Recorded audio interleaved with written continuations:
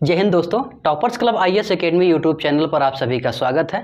हम लोग सॉल्व करने चल रहे हैं SSC JEE, UP PCL JEE और यूपी ट्रिपल एससी जेईई के प्रीवियस ईयर क्वेश्चंस को। तो चलिए सॉल्व करते हैं। सॉल्व करने से पहले हम आपको बता दें कि हमारा ऐप है टॉपर्स क्लब आईएएस एकेडमी। इसको आप डाउनलोड कर लीजिए। इस पर आपको जेईई के स्टडी मटेरियल्स और इसके वीडियो लेक्चर रिकॉर्डेड आपको फ्री में अब उपलब्ध हैं, ठीक है। और हमारा यूट्यूब चैनल सब्सक्राइब कर लीजिए ताकि हमारा जो लेटेस्ट वीडियो है आप तक ज़रूर पहुंचे। चलिए शुरू करते हैं। हमारा पहला क्वेश्चन है the electric flux and field intensity inside a conducting sphere is. एक स्फीयर है जो कंडक्ट कर रहा है, यानी कि कंडक्टिंग स्टेट में है, तो उसमें हमें बताना है कि जो उसमें इलेक्ट्रिक फ्लक्स है वो कितना होगा, जीरो होगा, मैक्सिमम होगा, या यूनिफॉर्म या फिर मिनिमम होगा। तो जब हमारा कोई स्फीयर होता है और ये कंडक्टिंग स्टेट में होता है, तो इस स्टेट में क्या होता है कि जो हमारा जितने भी चार्ज होते हैं वो इसके अंदर कोई भी चार्ज नहीं होता है, इसके अंदर कोई भी चार्ज नहीं होता है। सारे चार्ज क्या होते हैं, इसके सरफेस पे अवेलेबल होते हैं, ठीक है। तो कह रहा है कि the electric flux and field intensity inside a conducting sphere, यानी कि स्फीयर के अंदर पूछ रहा है कि इलेक्ट्रिक फ्लक्स और इलेक्ट्रिक फील्ड इंटेंसिटी क्या होंगे। तो इसके अंदर जो इलेक्ट्रिक फील्ड इंटेंसिटी होगा वो ज़ीरो हो जाएगा, ठीक है, क्योंकि हमारा बी क्या होता है, Q upon 4 pi epsilon not R होता है, और जो V होता है वो किसी गोले के अंदर हर पॉइंट पर समान होता है, प्रत्येक बिंदु पर समान होता है। जब इनके बीच का वोल्टेज डिफरेंस निकालेंगे, पोटेंशियल डिफरेंस निकालेंगे, तो वो ज़ीरो आएगा। जब वो ज़ीरो आएगा तो हमारा जो इलेक्ट्रिक फील्ड आएगा V अपान D, जो कि पोटेंशियल ग्रेडियंट होता है, ये ज़ीरो आ जाएगा, ठीक है। तो इस प्रकार ये हमारा पहला क्वेश्चन। देखते हैं अगला क्वेश्चन। अगला क्वेश्चन है हमारे पास the normal resistance of a pilot wire is. एक पायलट वायर का नॉर्मल रेजिस्टेंस कितना होता है, ठीक है। तो more than 500 ohm, more than 1500 ohm, less than 500 ohm, या फिर लेस देन 500 ओम। तो जो हमारा पायलट वायर होता है ये कम्युनिकेशन के लिए प्रयोग किया जाता है या फिर कंट्रोलिंग के लिए प्रयोग किया जाता है, ठीक है, जहाँ पर हमको लोवेस्ट रेजिस्टेंस चाहिए होता है ताकि हम चीज़ को जल्दी से कंट्रोल कर सकें। तो इसके लिए हमारे पास जो आवश्यकता होती है वो होती है लेस देन 500 ओम, यानी कि हमें जो पायलट वायर का रेजिस्टेंस होना चाहिए वो 500 ओम से कम होना चाहिए, ठीक है। चलिए नेक्स्ट क्वेश्चन है हमारा। नेक्स्ट क्वेश्चन है what material swamping resistance is made up, ठीक है, यानी कि जो स्वैम्पिंग रेजिस्टेंस होता है, जो स्वैम्पिंग रेजिस्टेंस होता है वो किस मटेरियल का बना होता है। तो जो स्वैम्पिंग रेजिस्टेंस होता है वो मैग्नीन और कॉपर का बना होता है, वो मैग्नीन और कॉपर का बना होता है। स्वैम्पिंग रेजिस्टेंस का योग जैसे अमीटर है, वोल्ट मीटर है, तो उसके कॉइल के साथ सीरीज में किया जाता है ताकि हम टेम्परेचर का जो एरर है उसे सही कर सकें, ठीक है। तो स्वैम्पिंग रेजिस्टेंस जो है वो मैग्नीन और कॉपर से बना होता है। चलिए अगला क्वेश्चन देखते हैं। What is resistivity of lead. Lead की जो रजिस्टिविटी है क्या होती है। तो लेड की रजिस्टिविटी जो होती है वो होती है 22.5 ओम, 22.5 इंटू 10 की पावर -8 ओम मीटर, ठीक है। इसको आप पावर में लिख लीजिएगा, ये हो जाएगा 22.5 इंटू 10 की पावर -8 ओम मीटर, ठीक है। ये आपका लेड का रजिस्टिविटी होती है। सारे मटेरियल का अपना अपनी स्पेसिफिक रजिस्टिविटी होती है जो कि उस मटेरियल के लिए कांस्टेंट होती है, ठीक है। अगला क्वेश्चन है हमारे पास the ability of charge particle to do work is known as. किसी चार्ज पार्टिकल के द्वारा जो वर्क है वो क्या होता है। तो ये हो जाएगा हमारा इलेक्ट्रिक पोटेंशियल एनर्जी। किसी चार्ज पार्टिकल के लिए जो वर्क किया जाता है, के द्वारा जो वर्क किया जाता है वो क्या होता है हमारा इलेक्ट्रिक पोटेंशियल। इलेक्ट्रिक पोटेंशियल क्या होता है W/Q, यानी कि कोई चार्ज है हमारे पास और उसके द्वारा जो वर्क किया जाता है वो इलेक्ट्रिक पोटेंशियल एनर्जी होता है, ठीक है, इलेक्ट्रिक पोटेंशियल एनर्जी होता है, ठीक है। चलिए अगला क्वेश्चन देखते हैं। अगला क्वेश्चन है the resistance of human body is around ohms, यानी कि जो ह्यूमन बॉडी है इसका नॉर्मल रेजिस्टेंस कितना होता है। जो ह्यूमन बॉडी है इसका रेजिस्टेंस ओम में कितना होता है। तो ह्यूमन बॉडी का जो रेजिस्टेंस होता है वो होता है 1000 ओम। कितना होता है? 1000 ओम, यानी कि 1 किलो ओम, 1 किलो ओम। ठीक है, ये वेट कंडीशन में होता है, जब शरीर भीगा हुआ होता है या फिर नॉर्मल कंडीशन होता है तब ये होता है। अगर हमारा शरीर ड्राई कर दिया जाए, सुखा दिया जाए, तो उसका रेजिस्टेंस जो हो जाता है वो हो जाता है 100 किलो ओम। ठीक है, कितना हो जाता है?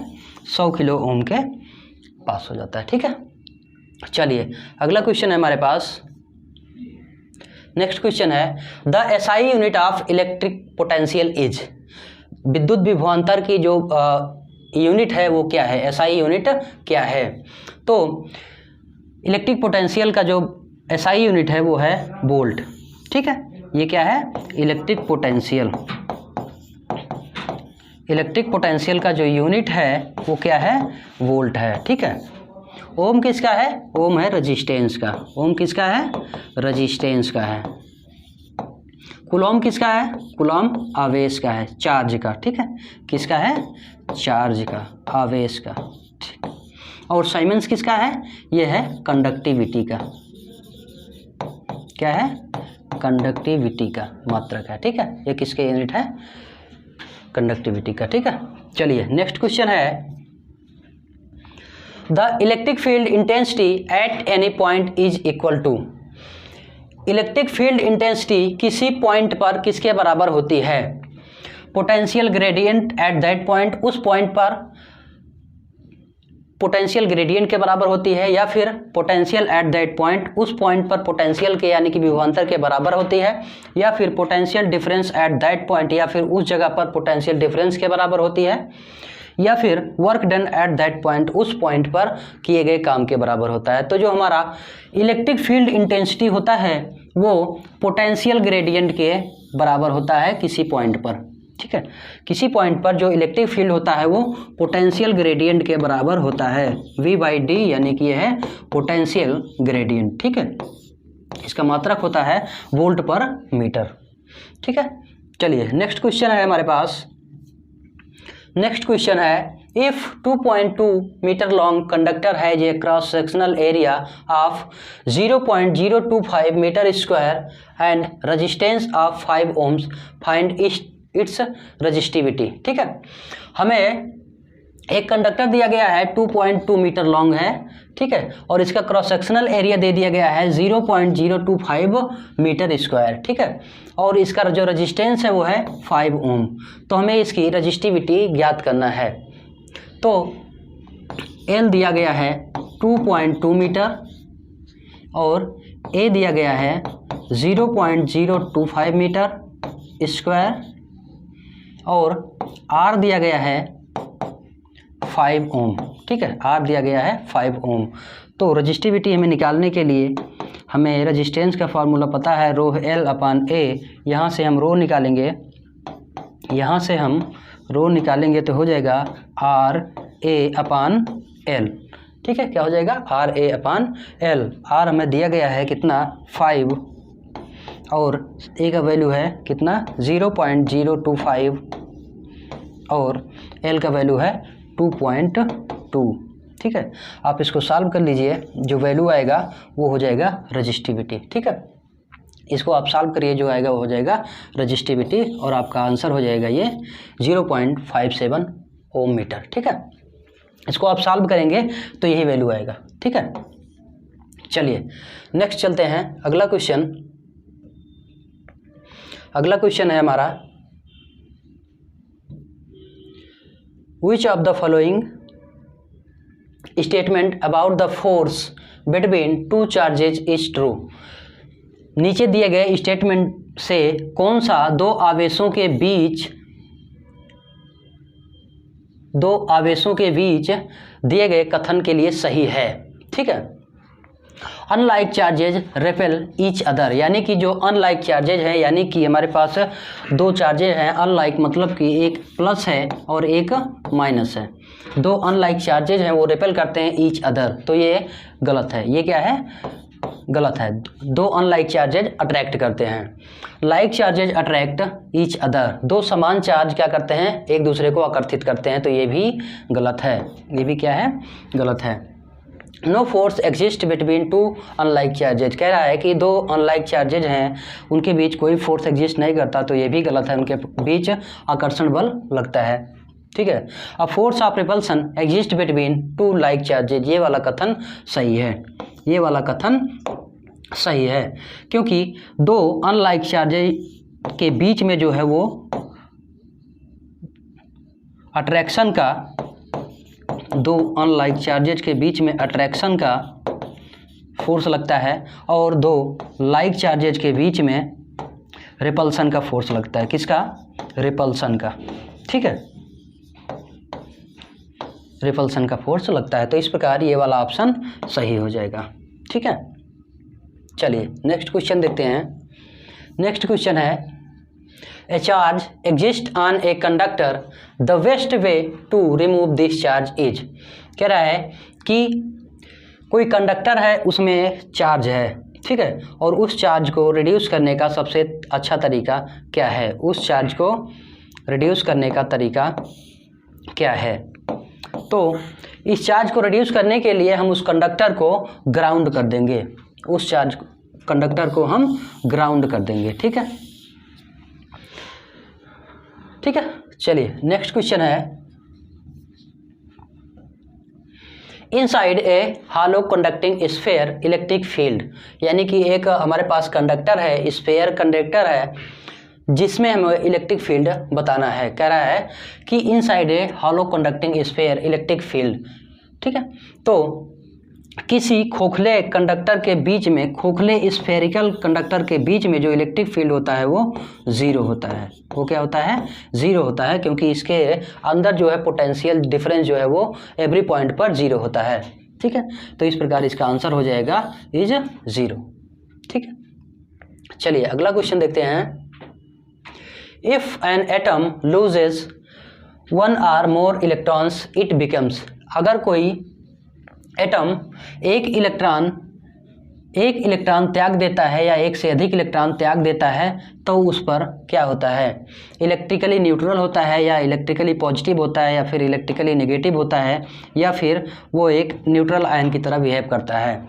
तो जब कोई एटम एक इलेक्ट्रॉन त्याग देता है तो उस पर एक पॉजिटिव चार्ज आ जाता है, उस पर एक पॉजिटिव चार्ज आ जाता है। अगर कोई एटम इलेक्ट्रॉन को त्याग रहा है, ठीक है, लॉस कर रहा है, तो उस पर पॉजिटिव चार्ज आएगा। ठीक है, और अगर वो इलेक्ट्रॉन को ग्रहण कर रहा है यानी कि एक्सेप्ट कर रहा है तो उस पर आ जाएगा नेगेटिव चार्ज, उस पर आएगा नेगेटिव चार्ज। ठीक है, उस पर क्या आ जाएगा, नेगेटिव चार्ज आ जाएगा। ठीक है, चलिए अगला क्वेश्चन देखते हैं। अगला क्वेश्चन है, which of the following is a scalar quantity, इनमें से कौन एक सदिश राशि है। ठीक है, इलेक्ट्रिक फील्ड स्ट्रेंथ, ये क्या है, एक सदिश राशि है। इलेक्ट्रिक डिस्प्लेसमेंट, ये भी एक सदिश राशि है। इलेक्ट्रिक पोटेंशियल, ये एक अदिश राशि है। और फोर्स क्या है, एक सदिश राशि है। कह रहा है which of the following is a scalar quantity, यानी कि कौन इसमें से एक अदिश राशि है, तो ये एक अदिश राशि है, स्केलर पोटेंशियल। ठीक है, पोटेंशियल जो है वो एक स्केलर क्वांटिटी है। ठीक है, चलिए अगला क्वेश्चन देखते हैं। The law used to determine the force between two current carrying conductor is, दो कंडक्टर के बीच में फोर्स को फाइंड करने के लिए कौन सा रूल यूज किया जाता है। ठीक है, इनमें से कौन सा रूल यूज किया जाता है। तो करंट कैरिंग कंडक्टर्स हैं, उनके बीच में फोर्सेस को फाइंड करने के लिए हम यूज करते हैं बायो-सेवर्ट लॉ। कौन सा करते हैं, बायो-सेवर्ट लॉ। जो बायो-सेवर्ट लॉ है ये एम्पियर का मॉडिफाइड लॉ है, ये एम्पियर्स का मॉडिफाइड लॉ है। ठीक है, इसका प्रयोग दो करंट कैरिंग कंडक्टर के बीच में फोर्स को डिटरमाइन करने के लिए प्रयोग किया जाता है। और जो फोर्स होता है वो होता है mu naught I1 I2 L अपान डी, ठीक है, L/D, ठीक है।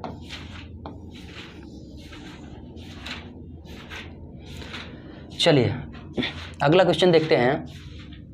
अगला क्वेश्चन है electric field is a, electric field एक क्या है, स्केलर क्वांटिटी है, वेक्टर क्वांटिटी है, या फिर स्केलर और वेक्टर दोनों है, या फिर none of the. Electric field जो है वो एक वेक्टर क्वांटिटी है, क्या है, एक वेक्टर क्वांटिटी है, ठीक है। चलिए अगला क्वेश्चन है the value of relative permittivity of vacuum is, निर्वात की वैद्युतशीलता क्या है, परमिटिविटी ऑफ वैक्यूम इज क्या है, 1 है। निर्वात की जो वैद्युतशीलता होती है वो 1 होती है। Epsilon R equal to epsilon upon epsilon naught, ये जो होती है ये होती है 1 के बराबर। निर्वात की जो वैद्युतशीलता होती है वो 1 के बराबर होती है, ठीक है। चलिए अगला क्वेश्चन है electron volt is the unit of, electron volt किसकी यूनिट है, इनमें से इलेक्ट्रॉन वोल्ट किसकी यूनिट है, चार्ज की, पोटेंशियल की, या फिर एनर्जी की, या फिर इलेक्ट्रिकल पावर की।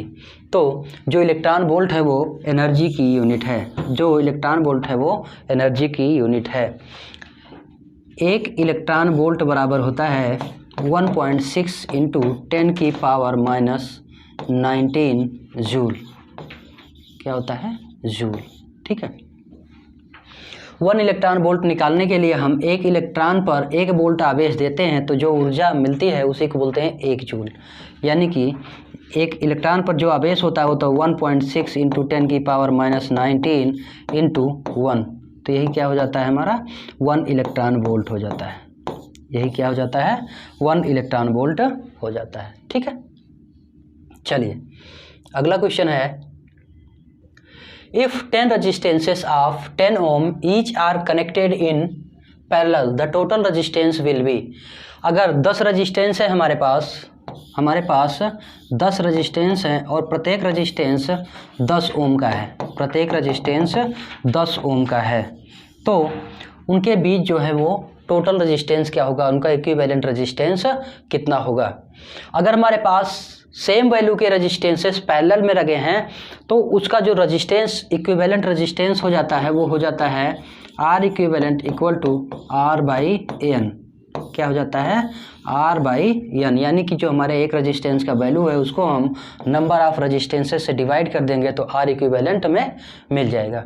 यहीं पर अगर बात करें कि अगर ये सीरीज में हो, 10 रजिस्टेंस सीरीज में हो तब क्या होगा, अगर ये 10 रजिस्टेंस सीरीज में लगे हों तब क्या हो जाएगा, तब हमारा जो आर इक्विवेलेंट हो जाएगा, आर इक्विवेलेंट है वो हो जाएगा एन आर, यानी कि जितने रजिस्टेंसेस हैं उनको उनके नंबर ऑफ रजिस्टेंसेस से मल्टीप्लाई कर दीजिए तो वो हमारा इक्विवेलेंट रजिस्टेंस आ जाएगा। तो इसका सही आंसर क्या हो जाएगा, if 10 resistances of 1 ohm each are connected in parallel the total resistance will be 1 ohm, ठीक है। क्योंकि जब इक्वेशन में रखेंगे तो आर इक्विवेलेंट क्या आ जाएगा 10/10 यानी कि 1 ओम, ठीक है, क्या हो जाएगा 1 ओम आ जाएगा, ठीक है। चलिए अगला क्वेश्चन देखते हैं। नेक्स्ट क्वेश्चन है, अगला क्वेश्चन है हमारे पास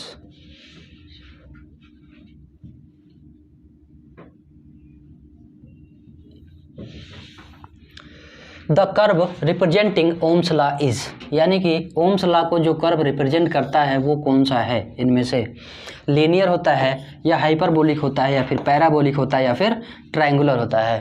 तो जो ओम्स लॉ का कर्व होता है वो क्या होता है, लीनियर होता है, क्योंकि जब ओम्स लॉ का क्या कहता है, ओम्स लॉ कहता है कि V प्रोपोर्शनल I जब टेम्परेचर और दाब हमारे कांस्टेंट हो, ठीक है, V प्रोपोर्शनल I तो V equal to I R होता है और V अपान I जो होता है वो R की कांस्टेंट होता है, R जो होता है वो होता है लीनियर, ठीक है, हो जाता है लीनियर, ठीक है। तो जो कर्व रिप्रेजेंट करता है ओम्स लॉ को वो क्या है, लीनियर है, ठीक है। चलिए तो आज के लिए इतना ही काफ़ी है। हमारे चैनल को लाइक करिए, शेयर करिए और सब्सक्राइब करिए और अपने दोस्तों को बताइए। मिलेंगे अगले वीडियो में, तब तक के लिए जय हिंद।